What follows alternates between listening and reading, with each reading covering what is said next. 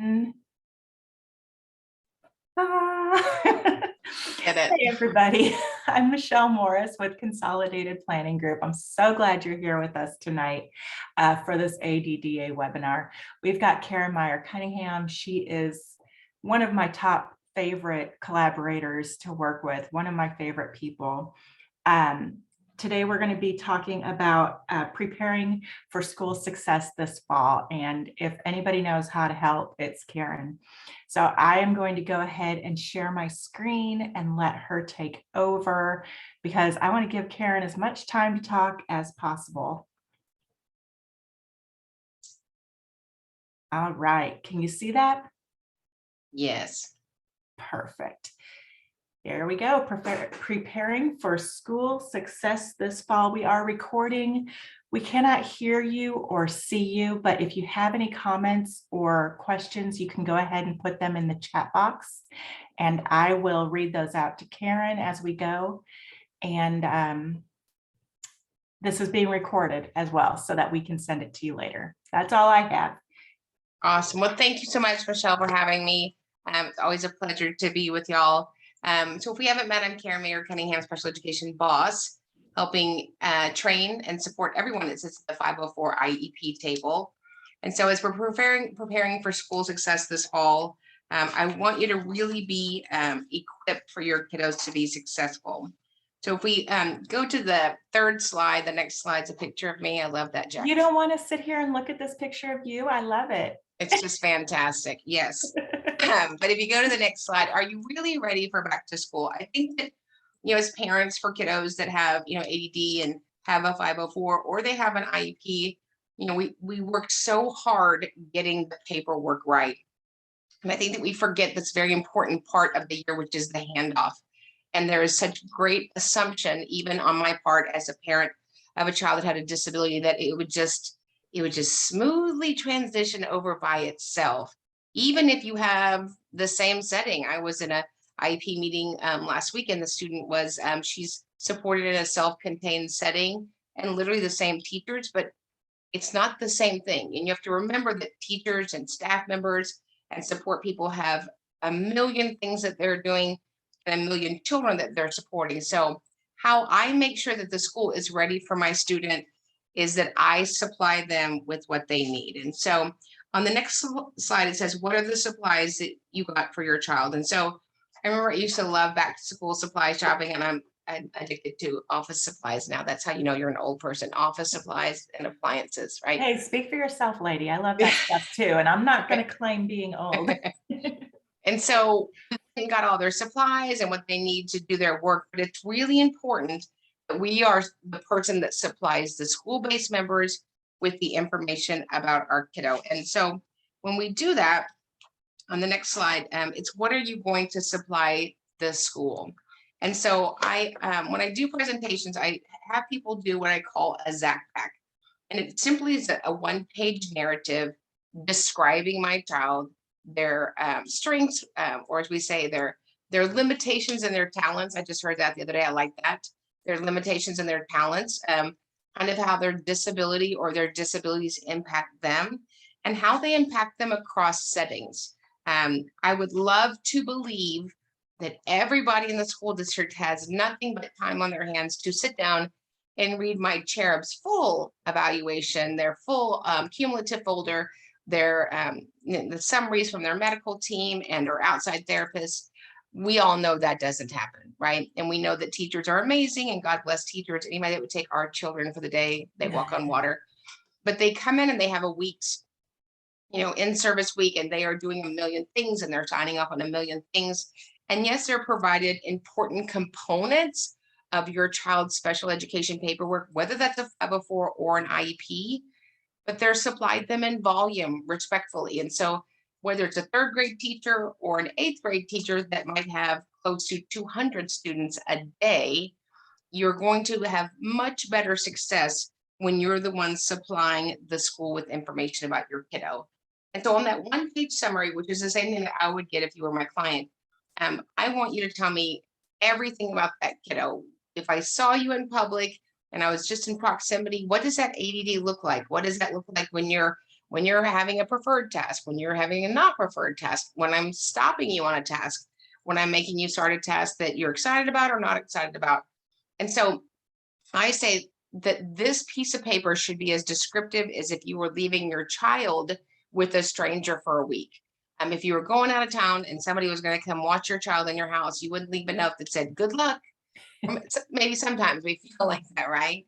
But you would leave a very detailed description of all of your child's needs as it relates to that person that's going to provide for his needs.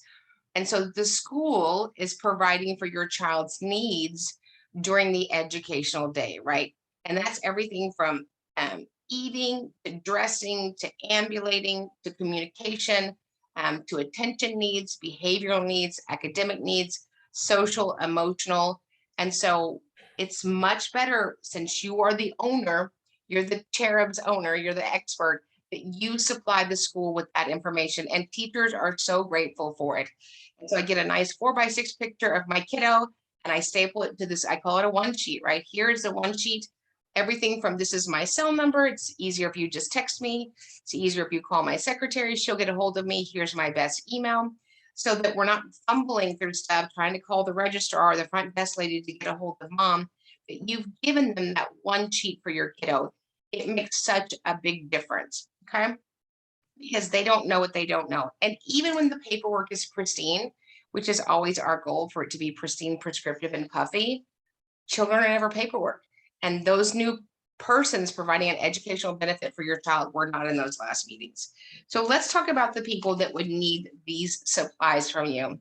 I think that we often forget who all is serving our kiddos. So if we look at the next slide, which is important, it's called Equipping the Bus Driver. Now, I went to school a million years ago on a covered wagon, and the bus driver was also like the director of, I don't know, athletics, and we had kindergartners with seniors. Hopefully we don't have that anymore. But if your kiddo has, it rides transportation to school, maybe they use regular transportation, I would still provide them this one sheet about your kiddo and a picture of them, right? We are here to serve each other, right? This is, he's maybe kind of drowsy in the morning. You probably want to make sure that he gets off at his stop, or that he is partnered with somebody that's, going to make his morning calm. If they're on special education transportation, you certainly want to equip that bus driver with, maybe he has an IHP, maybe he has an individualized healthcare plan, maybe he has a seizure action plan. You want to make sure that all those meds, if he has the seizure meds, that those are current doctor's orders, and the aide and the bus driver both are fully equipped with that. Your kiddo might have, they might be greatly impacted by their speech impairment. So those are things that you want to provide to the bus driver. That bus driver not getting any of your paperwork. Let's be very clear. The bus driver is not going to get your IEP. The bus driver is not going to get your 504 plan. And so I want you to be the one responsible for doing that. There's nothing better than having a good relationship with the bus driver, right? Because they start your kiddo's day off and they end your kiddo's day. So I'm going to make sure that they have that. Do they need to have their math goals? No, they don't need to have that. But they need to know about what your child's needs will be based on expectation, kind of how he did last year. He loved the bus. He did not love the bus. He had trouble staying in his seat.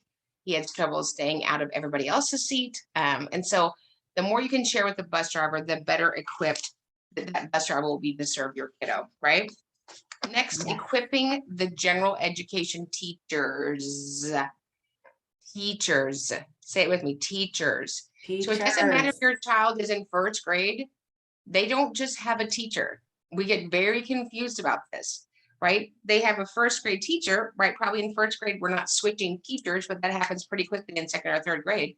But they have a PE teacher, they have a librarian, we have a music teacher, we have art, sometimes we have computer, we have somebody that's helping us at recess, we have a PE teacher.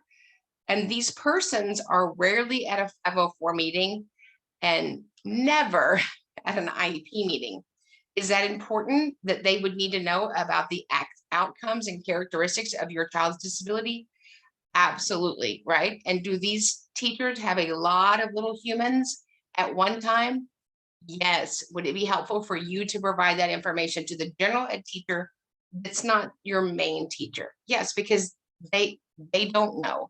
They don't know what they don't know. And so if your child has ADHD, ADD, or combined type, you want to explain to them in a way that's palatable what that looks like. How does that show up at school, right? What does this ADD look like during science? Might be really hard to tell what it looks like in science because he loves science. Music, he's not really interested in your banjo, right? We know that he has to take banjo. He's probably not going to like it. These are the outcomes before. Maybe this is something that will help him attend a little bit longer. Maybe for the PE teacher where we have 200 little, 5-year-olds or 6-year-olds just running laps. He may or may not be excited about that. He may or may not be excited about all of that sensory input. I'm not a PE teacher, but I imagine that most PE teachers are like me, loud, and they give a directive and they expect the little children to follow it, right? And so these are really important people that you connect with. I am not a fan of the email. I'm actually allergic to email. I'm a fan of showing up in person, right? This is a belly to belly world. I don't need to have a conference with them, but I just wanted to stop in. Are you Mr. Smith? You're, the banjo teacher. Thank you so much for teaching my kiddo. Here is my amazing little nugget. He's got some great strengths and some great needs. Just wanted to give you this one sheet. If there's anything that I can do to support you, our job is to support the staff that is bringing an educational product to our children. And I think that we forget all of these other teachers. It might be the cafeteria workers. It might be the cafeteria, the people that watch the kids during the cafeteria, but there's a lot of people that are in the general ed population that we miss because we're thinking of the one teacher that teaches those core classes, right? And so it's important that you are equipping the general education teacher. It's important that you ask the general ed teacher, certainly of record, who is going to be providing that behavioral support, maybe working on a behavioral goal, working on an initiation goal, a sustaining goal, a completion goal. Turn in your work that you actually finished goal, right? Those characteristics of ADD. You need to sit for a minute and talk to that general ed teacher with the core classes and share what last year looked like.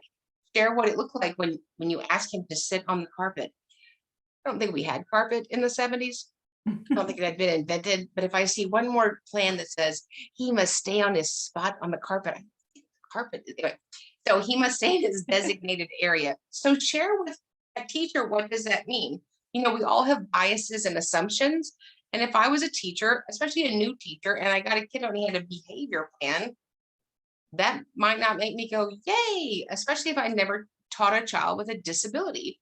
So we all have behaviors. So share with that teacher what that looks like. We're trying to mitigate the impact of their disability.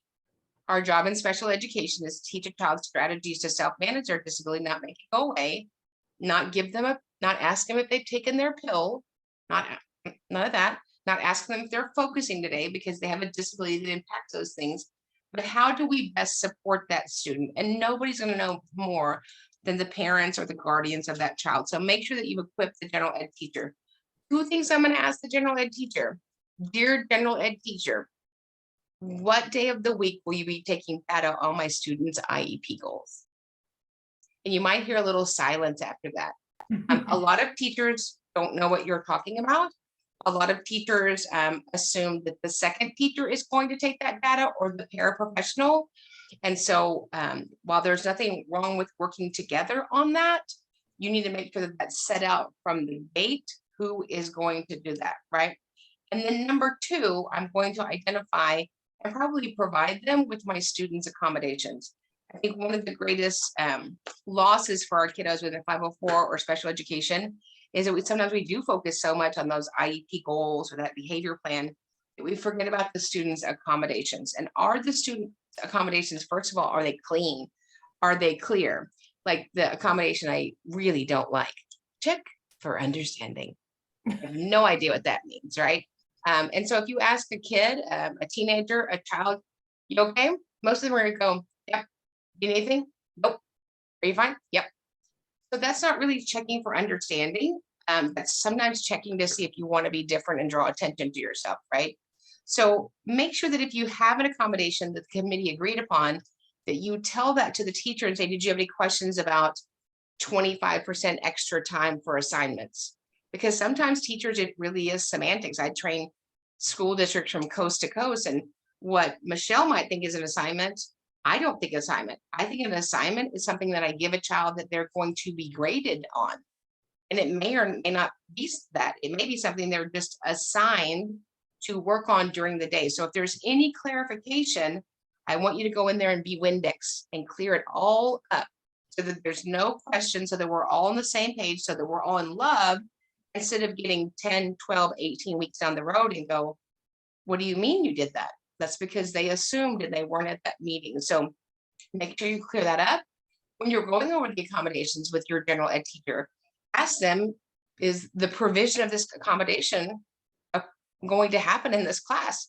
If you're a PE teacher and you have 200 little buffalo running around, little children running around, are you going to be checking for understanding for every child that has a 504 or an IEP? Is that reasonable? I would say no, right? And even if they have support, right, it's still 100 or 70 or 40 kids, right? And so take the time to tease that out. Just real quick, when is a good time that I can just give you a phone call? I live for a Zoom. I love to meet people on Zoom. Hey, Michelle, can I jump on a Zoom maybe during your planning period, 12:45? We can just jump on for 10 minutes. I can answer any questions for you about Billy, and then you can ask me any questions that you have. And it's much easier to make that connection so that there is trust. You want to build, trust with the school. A lot of times teachers, especially since COVID, feel like they're, spotlighted, and often parents behave in a way that makes teachers feel like they don't appreciate what they do, or they're questioning what they do. So it's our job to partner with the school, period. And so that they're providing your child an educational benefit, and you want to make sure that you're partnering with the school, right? So the next one, equipping the special education teachers. So this is really important that we tease this out. So if your child has an IEP, or they have an ARD document in Texas, which stands for admission, review, and dismissal, right? We're either in one of those processes, we're admitting them into special ed, we're reviewing their progress, or we're dismissing them for special education and related services. Who are the special education teachers? And I'm going to tell you, most parents don't know who is providing special education to their child. You absolutely have every right to ask who the second teacher is in the room. Sometimes, not always, you get a little pushback. I love pushback. I have pushback for breakfast. So when somebody says, oh, Mrs. M is the teacher, I always say, do you spell that E-M-M, or is it just one M? So I don't know that that's Miss Michelle Morris, right? And why do I want to know that? I want to know that so I can support her, right? And give her any information that may not show up on the paperwork. But I'm also going to make sure that if we've agreed to special education, that that's actually a special education teacher. And unfortunately, sometimes a classroom setup is a general ed teacher and a paraprofessional. And I love paraprofessionals more than you know. They change my son's life, and they change all the lives of kiddos that they serve. However, paraprofessionals are not special education teachers. So there is a legal requirement that somebody is providing your students special education on that time that we agreed upon on the schedule of services page. So if you have 60 minutes a week in math and 100 minutes a week in language arts, I'm going to say, and I don't say, who is the certified special education teacher in your class? I don't do that. I try a little bit of the softer love, maybe like my 9 iron, not my 3 wood, right? And I would just say, hey, Michelle, who is the second teacher in the class? And then I want that name just so I can do a teacher lookup. I'm going to look it up to make sure that this is the right person serving my kiddo. And sometimes this is just misinformation. Sometimes this is a staffing shortage. And so I've been asked, Karen, so what is your response to the staffing shortage? I don't have a response to the staffing shortage. What I have a response to is that my child is due an IEP, an individualized education program, that has to be provided by special education teachers and our related service providers. Certainly understand if we're in Elm Elementary School and the special education teacher that was supposed to provide that support in math is not here. I absolutely understand. I'm one of the most understanding people in the world. I'm going to need to track those minutes that are missed, and we will be requiring compensatory time at the end of the school year, right? And so children that have a special education product are due that by federal law. and compare it to a medical intervention. So if we said, hey, Michelle, my son takes insulin 5 days a week, you wouldn't go, we have an insulin provider shortage at the school. That's fine. Just give it to him Tuesday, right? So we're not going to get time back. So I want you to make sure that the special education team that you agreed to is providing special education to your student. Again, connect with those persons because they're going to be doing the heavy lifting, right? The general ed teacher provides the initial instruction, and the special education teacher is going to add that other layer to make sure that your student is making gains on access to the general education curriculum, but also making expected gains on the IEP goals that you agreed upon last year. Okay, so special education teachers could be a co-teacher, a case manager. Just make sure that you know who the special education teacher is, a teacher in a self-contained class, a teacher in a resource class, but make sure that you know who those persons are, most importantly, so you can connect with them and partner with them so we can best serve kiddos. Right, so the next one is equipping the related service providers. So in the federal law, it says that we go out, we identify, locate, and evaluate students with suspected disabilities who may be in need of special education and related services. And so related services, there's an endless list. It could be everything from occupational therapy, physical therapy, a braille list, orientation and mobility, counseling as a related service, speech therapy. Those are related service providers. They are all under the umbrella of special education. A related service is a special education.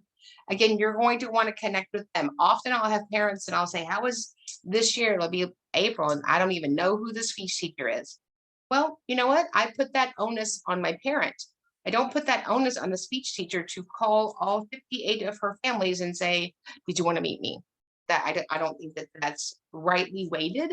And they're out there serving kiddos. They're often serving kiddos and most often serving kiddos at multiple campuses. And so reach out and say, hey, I'd love to know who the speech teacher is. I would love to know who the behavioral coach is. I would love to know who the person providing assistive technology and written expression is so that I can connect with them and partner with them. Why? If they're doing something amazing that's helping your kiddo make gains, I want to do the same thing. I want to use the same language.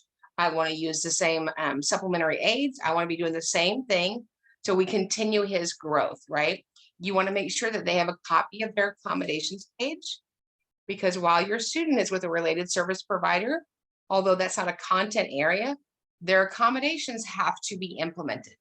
Additionally, your related service provider is going to be tied to at least one goal, right? They might be, if it's a person providing occupational therapy and written expression, they're probably going to be tied to a language arts goal. They don't necessarily need their own standalone goal. So I'm going to say, you know, when do you partner with Mrs. Smith, the language arts teacher, to work on this skill, right? The IEP goal has identified a deficit. We're working toward the skill, and we're looking at ways that we're going to deliver specially designed instruction to mitigate that. And so your job, you know, I would say the job of the parents kind of to tie everybody together so we're on the same team, because we have a lot of great people and tools that are doing this here, and then we're doing this here, and then we're doing this here, and it's sort of hard for them to be all connected just based on their caseload. So make sure that you provide that to the teacher, to the service provider, ask if they need anything from you, and always ask them if you want dark or milk chocolate for Christmas. That's really, really important. Next, you want to be talking to the electives teachers. I mean, we talked about this a little bit in general ed. Some of our kiddos' favorite teachers are elective teachers. I know those are mine because I didn't have to sit still and be quiet, something I've not conquered just yet.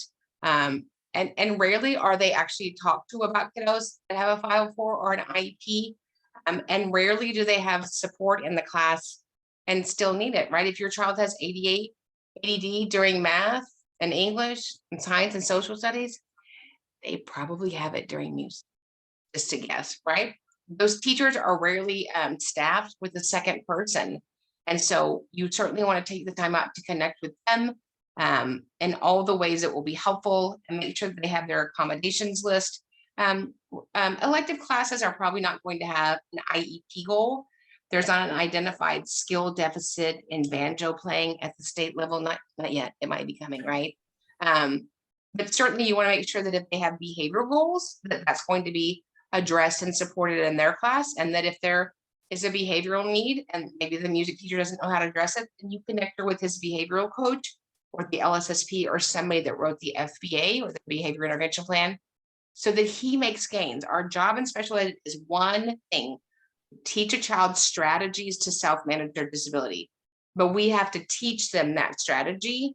And when it's disconnected across settings in school, we might be going backwards instead of going forward. So make sure that you're talking to your students' electives teachers. Okay. Next, who is my student's principal? I think this is, I think about this. I had an amazing principal for my son who was in special ed in high school. And I remember the year after he graduated, I was in the football stands like every parent in Texas should be on a Friday night. And with my daughter who was in the band, and this principal came up, who was my son's principal, who was in special ed. And he said, I wasn't your son's principal. I said, you weren't. He goes, no, you just sort of like attached yourself to me in high school. I said, oh, you did a great job. Right. So when your child gets in school, and this is just by the volume of kiddos now, even in elementary schools, there might be a principal and 2 assistant principals or 2 vice principals or associate principals, and your student is assigned a principal maybe by their last name. They might be assigned a principal if they're in a 504. They might be assigned a certain principal if they're in an IEP. So the principal of the school is probably not your student's principal. So you want to connect with that so that hopefully you never see the principal. Or as my dad said, I want you to go to school and they better never call. That didn't happen. But so you want to connect with them, right? It's much better to meet them ahead of time. Every child has talents and limitations. Principals aren't unaware of that. That's why they're principals. But you want to connect with them as quickly as possible and say, this is what I always say, we're looking forward to another great year. Whether or not you think you had a great year or not, we just want to speak really good outcomes, right? So we're looking forward to another great year. Is there anything that I can do for you? Any new information that you need? Maybe if your kiddo has had changes over the summer, really important for the principal to know that. Maybe grandma moved in. Maybe there's something sociological that happened.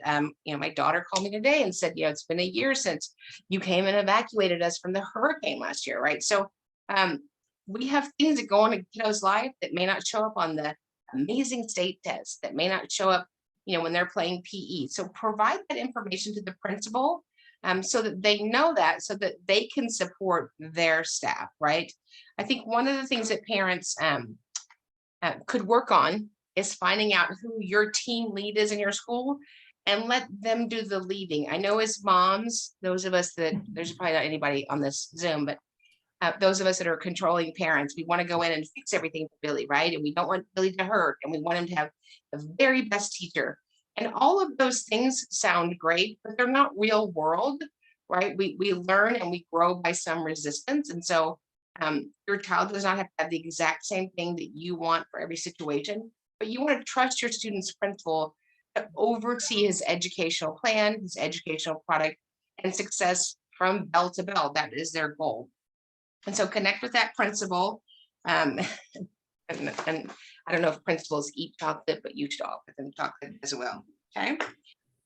What do I need to do at the end of every grading period? What do I need to do at the end of every grading period? So probably one of the questions that I hear the most, Michelle hears, is, Karen, we've made this great plan. How do we know?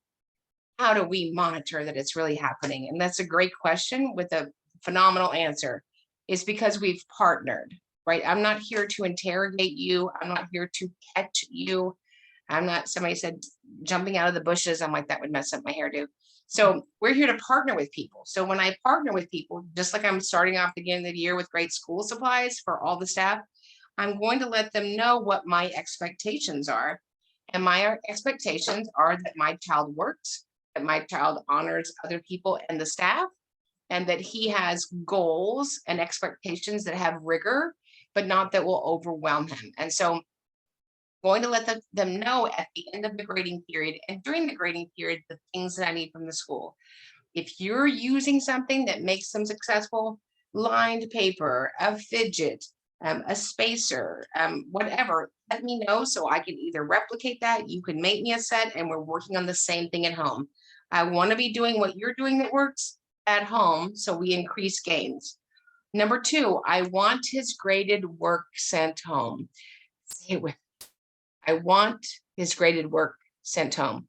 Why? Because at the end of the day, all that matters is the student's production, right? 2 things happen in a classroom: instruction and production. If I don't know what his production looks like, I can't help support the school. I was just at the end of the year and the beginning of the year, I reduced the size of my files. The word will come to me at the end, right? And I was looking at this child's handwriting, and it was just awful. And the handwriting was a picture that I took, and the school didn't know that because he did so much technology and stuff online, and it was an area of need. So I need his graded work to come home. We keep the work. I don't know that you do. The law says parents have the right to examine and review their students' educational product. And if we're working on IEP goals, I'm going to need to see his gains and his area of need. How can I help him do homework unless I know what the deficits are? So it's much easier to partner on the front end. Just let Mrs. Smith, Miss Jones, Miss whoever that, I want his graded work sent home. 100 years ago, when I had children in school, we had the Tuesday folder. Oh, the Tuesday folder. Oh, yeah. And I would stand over the trash can and go through it. And my husband was mortified. I think he has all of our children's homework. He's like, "What are you doing? Why are you throwing that away?" I'm like, "There's more coming next Tuesday." Right. And we've kind of stopped that. And I understand that we want to be, earth smart and a smaller imprint and all those things. But I need to see what he's working on so I can support him at home with me and dad or grandma or the tutor or whoever. Okay. So I will need his graded work to come home when it's graded. I'm certainly not going to sell his first grade spelling test to the YouTube. You don't have to worry about that. Right. Karen, do you have more of a problem with getting that graded homework or that graded work sent to you when they're doing so much work online now, all these games and study practices that are online? How do you look at that and use that? Right. So I get we do a lot of hands-on. Really? You do that much hands-on? So I do know that the state test, which I think is phenomenal, said no one and is spelled wrong, is rented out, right? They do that test on where I can see the results. So I need to see the results, especially as it's aligned to the known deficits. If I have a 504, that's because we have known deficits. If I have an IEP, I absolutely know the known deficits, right? If we're working on academic goals, you're going to have something that matches that you could measure, right? A great hearing officer said one time said, if you can't chart it and you can't put it up on a foam board, it's not evidence, right? So I don't want evidence that you're doing or not doing your job. I want evidence that the program or plan we decided on is helping him. That's what I want evidence on. And I don't want Michelle doing something great in language arts, and then my language arts tutor is doing something totally different that messes everything up.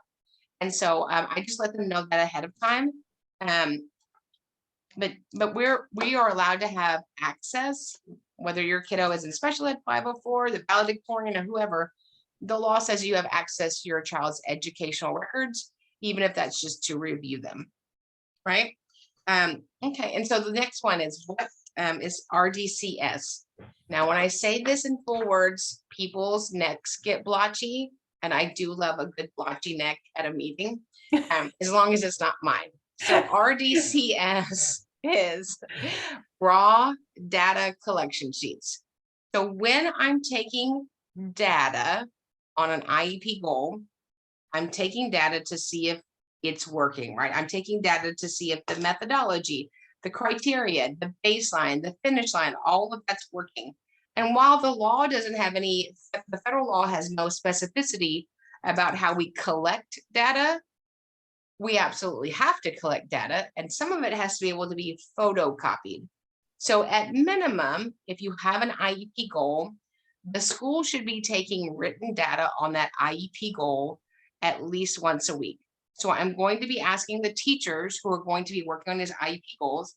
I just want you to know, Miss Smith, Miss Jones, Miss Johnson, at the end of the grading period, which would either be 6 or 9 weeks, depending on where you live, I will be collecting his RDCS, his raw data collection sheets. Now, there'll be a little bit of sweat that comes from their brow because they have I've never heard of that, right? I would also let them know that in the software that you use for your school district, it will print you out a blank data collection sheet for that IEP goals. And if you don't have that, I'm happy to make you one, right? I know teachers love kids and they're working with kids, but if I can't chart it successful, then we've wasted a whole year. And what these kids will never get back is time. They're not going to get back time. And you have teachers that are doing exactly what they're supposed to be doing, but there's no written data. So 2 reasons I want the written data. At the end of the first grading period, when we write an IEP goal, there's usually a percentage or a trial, right? So let's say within 36 instructional weeks, which would be a full year, no matter where you start, that Billy will do something at 70%. At the end of the first grading period, which is 9 weeks, which is 25% of the school year, he's at 10%. I'm not really good with math. The only math that I know is Paul Grande and Bente. But I think that 10%, 10%, 10%, and 10% is not going to get to 70%.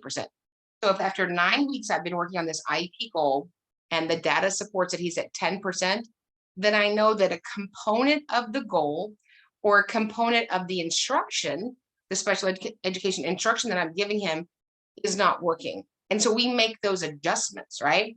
And on the polar opposite, let's say that Billy is supposed to be at 70%, and after the first grading period, he's at 50%. I have a lot of lovely, well-meaning educators who the student meets their goals, they just keep working on it.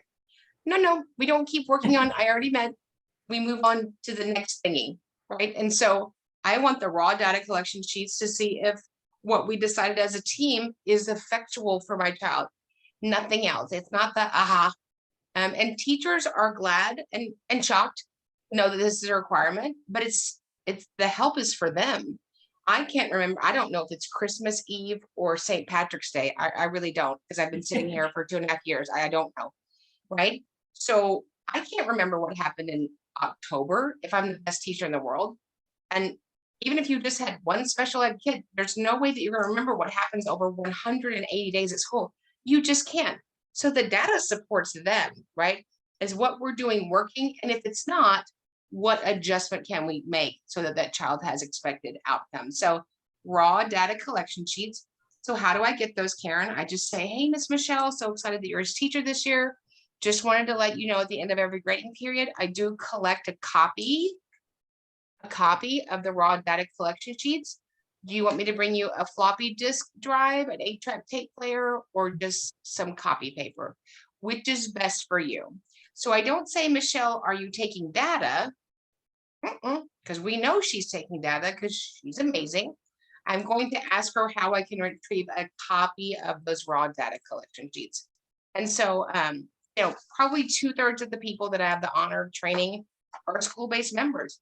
They just didn't have this piece of information. Doesn't mean they weren't working on the goals. Doesn't mean they don't like kiddos. Doesn't mean they weren't doing their very best, but they hadn't been trained appropriately by their school district about this responsibility. And it is a responsibility. On the bottom of your IEP goal, there's a little word that says implementer. And it's going to say general ed / special ed / OT. And so those implementers are legally responsible for working on that IEP goal. At least one of them is responsible for writing down data that I can photocopy. So I had a lady one time in a due process hearing, nothing that you'll ever be in.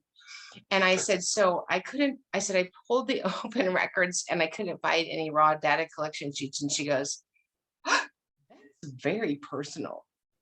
And I said, it is. It actually is personal to this kiddo, right?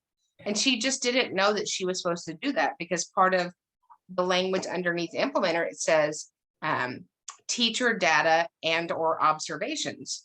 So observations are great, but I think that we all know observations differ. If the 4 of us saw a car wreck and a police officer asked us what we saw, do any of us see the same thing? We don't, right? So they're important, but I can't chart it and I can't photocopy it. So just know that soon and very soon, somebody's going to walk up to you and ask you for your RDCSs. And you're like, I have them right here. Okay? Perfect. Next slide. Show me the data. We know that data is Karen's favorite word. My favorite 4-letter word. everything that we do in education, period, but absolutely in 504 special education, is driven by one thing and only one thing, right? I know that we've had recently an opportunity to watch a very engaging court case from some of our friends out of Hollywood. And if you look at the components of that case, there wasn't any data. There was a lot of talking, a lot of finger pointing, just some video about cabinet slamming, which has happened to all of us, right? There was no data that moved the decision, right? So just like in a courtroom, data drives the decision. In education, data drives the decision. We don't educate based on fear. Oh, Karen, Michelle's worried because he's just a little guy. She's worried because, he has a standard. No, we don't educate based on emotions. We don't educate based on fear. We educate based on data. And so data drives all of our decisions. Data is the only thing that's good and right when we make decisions for kids with disabilities. And so I'm going to need to see the data so that I can partner with you, certainly at the 504 meeting, certainly at the teacher conference, at the IEP meetings, so that we as a group can look at the data and come up with a program, a plan to best serve this child with a disability, right? And so I need the parents to show me the data too. I have parents that, they go to lots of places for their kids to go to tutoring. Great, then get me that. You went to Briarwood this summer for summer camp. Great, get me a summary letter from the director, what they worked on for 11 weeks, how many kids were in the class. She was able to be in class with 20 kids for 7 hours a day. That's important data that may say that at school she's not able to do that. So let's look at those different data points. It might be somebody from that she was in, Miss Cindy's daycare all summer and she rocked it out as an 11-year-old. There might be new medication changes. There might be upcoming concerns. So we all share all the data so that we can make an informed decision. The greatest thing that upsets my parents when I serve them is that there's two kinds of problems: omission and permission, right? Permission is when I purposely said something that was wrong, but omission is when we just don't share all the information. And you know what? Parents are tough. Sometimes you have to have a hard conversation with parents. My job is to tell people uncomfortable truths in a way that they continue to listen. And we have to be willing to say the uncomfortable truth so that we can make best decisions for a child. So everybody and anybody that has data, we need to bring that to the team members and the committee and the parents so that we can make best decisions. So let's say that we get into back to school. We all got, our football jersey. We're all going to the homecoming game. We had the Fort Bend County Rodeo Day. Something is just not going right. He's struggling. It's into the first grading period. The first thing I'm going to do is to call a teacher conference, which is on the next slide. I'm not going to, call the helicopters and, call the State Board of Education and Karen, and we need to have 17 minutes. Just call a teacher conference. And I think the great thing again about Zoom is I prefer Zoom over a phone call 100 times. Why? I don't know who else is in the meeting. I don't know. I don't know what I don't know, right? We are a belly to belly world. So it's very efficient for you to meet with a teacher via Zoom or Teams. You don't have to drive somewhere and park and fight traffic and, get your little label to get in the school district. And I think it's much softer landing and you get information from the teacher, right? And when you ask the teacher kind of what's going on, make sure that you're not questioning her. Like, did she not do her job? All children are individuals, but ask her, is there something that you can do to support her? Is there something that you think he needs additionally physically in the classroom, whether it's a support, whether it's an adaptation to seating, to his surroundings? Do you think he needs a different level of support in the way of another human? And teachers will know that because they're with your child every day. They're the boots on the ground. Okay.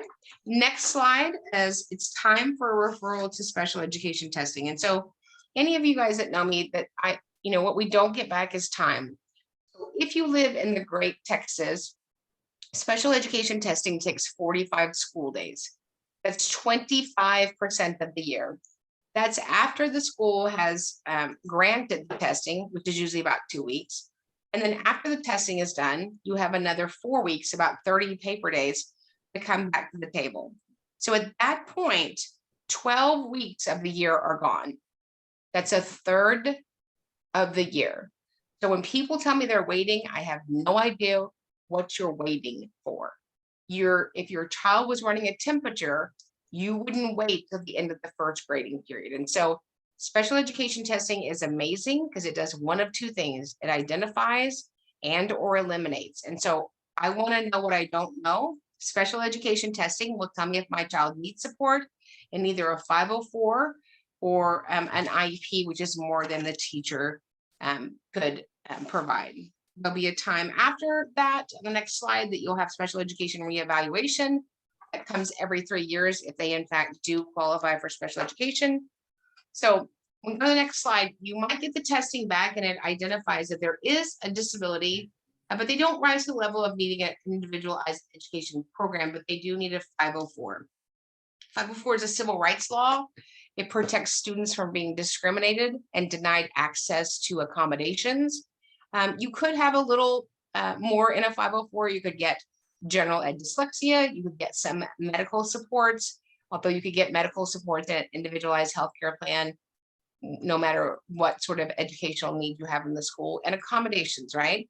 So you would call a 504 meeting. We've identified that there is in fact a disability that impacts the student in a major life area. And then we talk about the kinds of accommodations that the student would need to begin to be successful at school.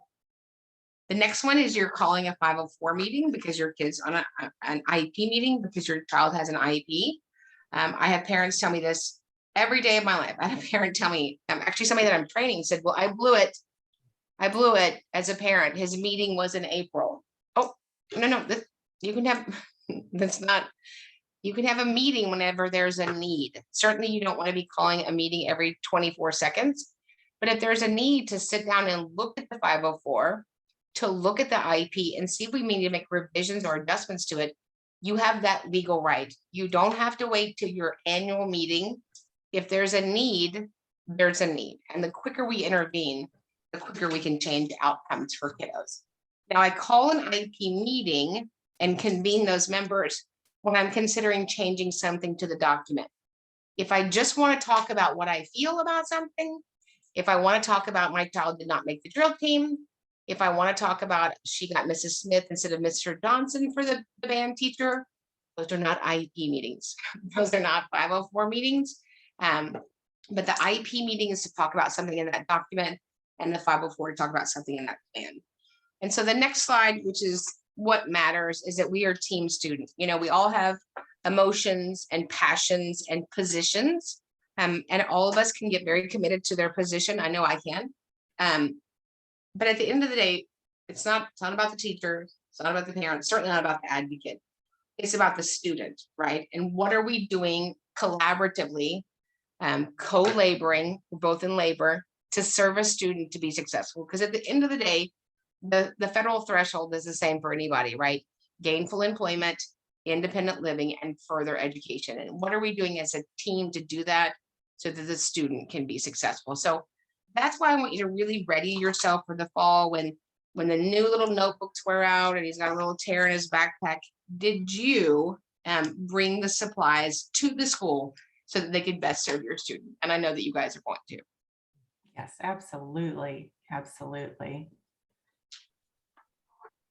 And When so we this get is it right, we get it. When we get it right for the child, we get it right for everybody. Get it right love for that. everybody.